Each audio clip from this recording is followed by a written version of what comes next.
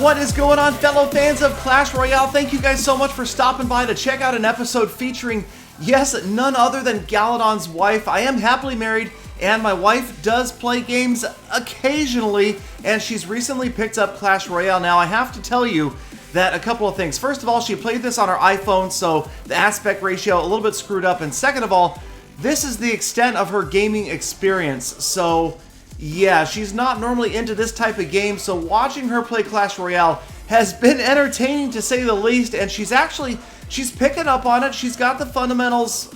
Okay, some of the fundamentals are wrong, but she's getting better. Every single battle she plays, she gets a little bit better, and we're watching her here facing a level 3 as a lowly level 2, and the opponent, well, fireballing the water wheel. Not exactly sure what was happening there, but that's what you run into in these lower levels in the beginning of the game. This is like sub 200 trophies. So players are making mistakes left and right, top and bottom. And like the old saying goes, occasionally even the blind squirrel gets a nut. She gets the right tower down using the Skeleton Army, an epic card that she picked up early in her Clash Royale career.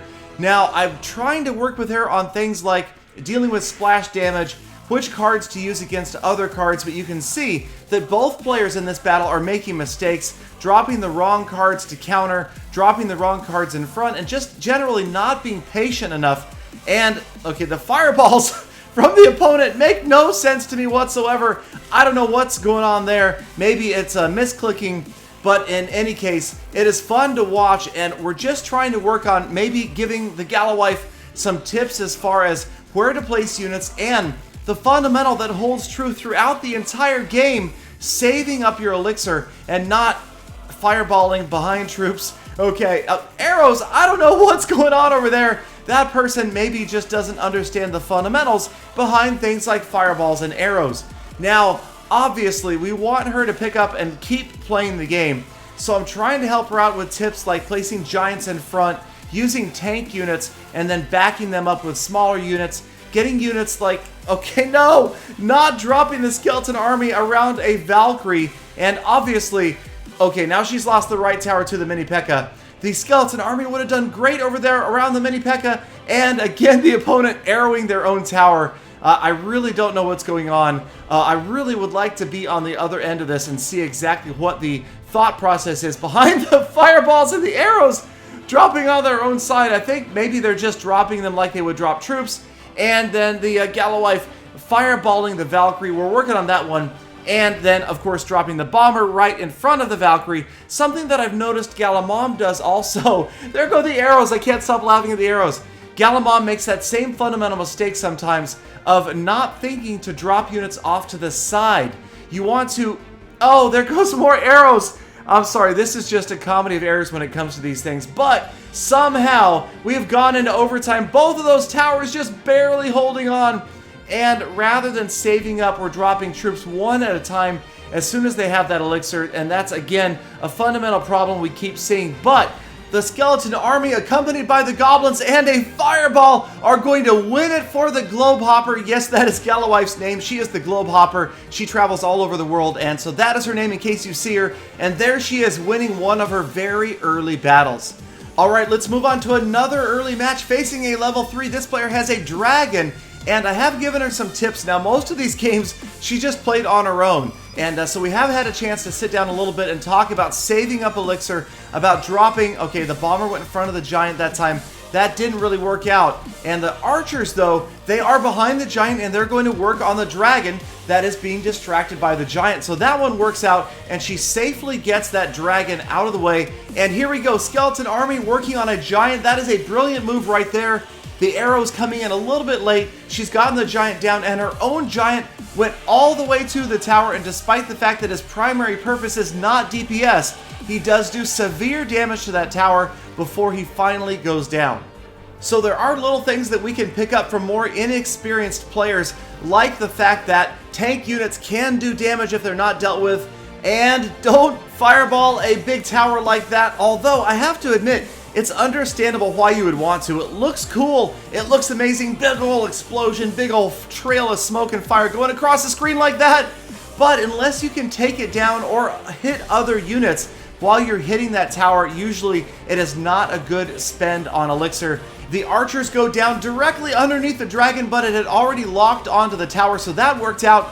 Giant moving in though, and there's not going to be much to stop this guy from getting to the tower. The arrows take out the only opposing troops, and the giant is on that tower, and he is going to finish it off. You can see that the opponent does have a higher level giant and goes up 1-0 right there, despite the arrows. Again, not a good trade. We're working on trying to train where to drop the arrows and what units are good to arrow. Here comes the mini Pekka versus a bomber. That's not going to work out well, and a fireball on the king's tower. So right here, Globehopper having the advantage of facing an opponent that is also not that familiar with some of the fundamentals of the game. And there goes another fireball. The favorite spell, the favorite card of the new player is the fireball. I mean, I guess if you can drop enough of them down, you will eventually get through. This right here, the skeleton army works out great for a few seconds, gets the knight down, almost gets that giant down. The bomber is going to fire on the giant. Of course, the giant is ignoring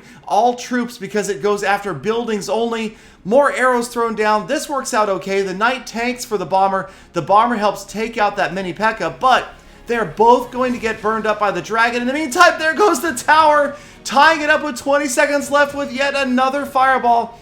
Everybody loving the fireball down at the lower levels, and the arrows, once again, the opponent here looks like they're just trying to grind down the king's tower using mostly arrows and fireballs. So that is going to give Globehopper a big opportunity to come back, but she's got to stop this push here. She does, once again, with the epic skeleton army, and they're going to work well. Here's a great combination, a great counter. Skeleton army on the mini Pekka, skeleton army on the giant backed up by a bomber. That works out really well, and all of those cards go down, and this is the big push. Here comes the giant, here comes the bomber. You've got archers in behind.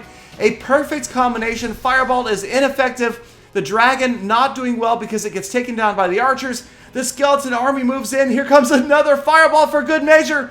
And this is going to be the end. Another win for Globehopper. Level 2, taking down a level 3. Full of mistakes, but again, the fundamentals are slowly but surely coming to the Galawife. So let's move on to another battle. This time it's Marika that she's facing, and here comes a fundamental mistake from Marika, the opponent. The giant right on the water again, and the arrows. It's just, I really want to take everybody by the hand and say, this is how you do it. Put the giant down and then use some troops in behind the giant. But once again, you guys have to remember that my wife has no gaming experience, so absolutely no idea about the difference between, say, a tank and a DPS unit. And I feel like a lot of the lower level 1, 2, 3 players don't know that as well. It's important to learn that early and apply that as often as possible. Know which units do what type of damage. Know which units do splash damage versus single target damage. The more advanced strategies behind elixir trading and knowing elixir value of cards and making a good trade when you are countering your opponent's pushes is definitely something best saved for later on in the game. And the tower goes down. Right now, again, it's just trying to learn each unit, know exactly what they do, kind of what their range is and what they counter. And I guess the more that I look at it, I realize that Clash Royale beyond level 2 or level 3 is just not a game for a casual gamer. You can't, without some knowledge and at least some studying of the game, expect to progress very far into the arenas because you are going to be facing better and better players.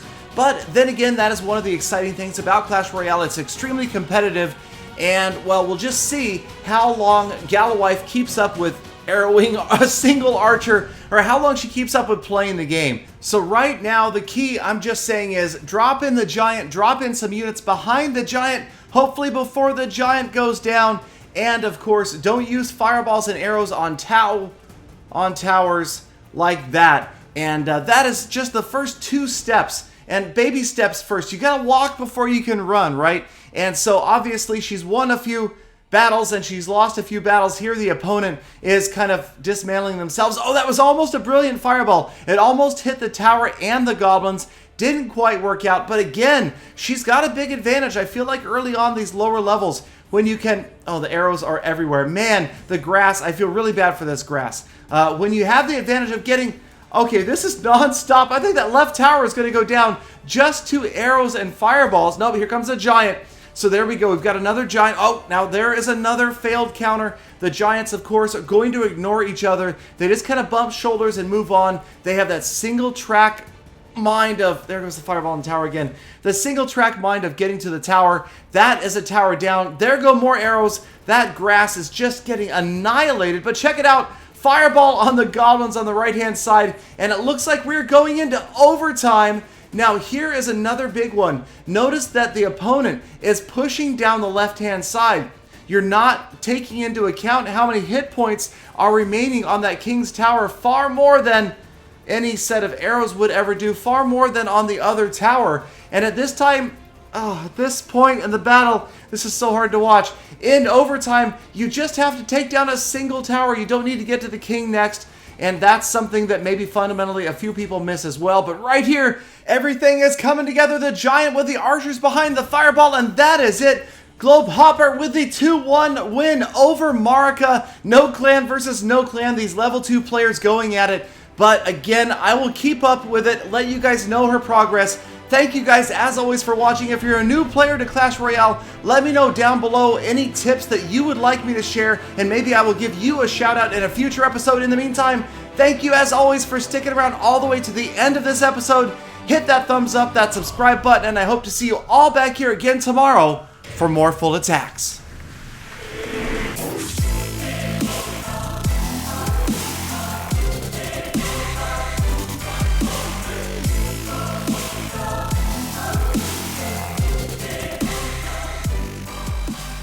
Galadon, your wife is a nerd. A what, Peter? A nice person. A nice person.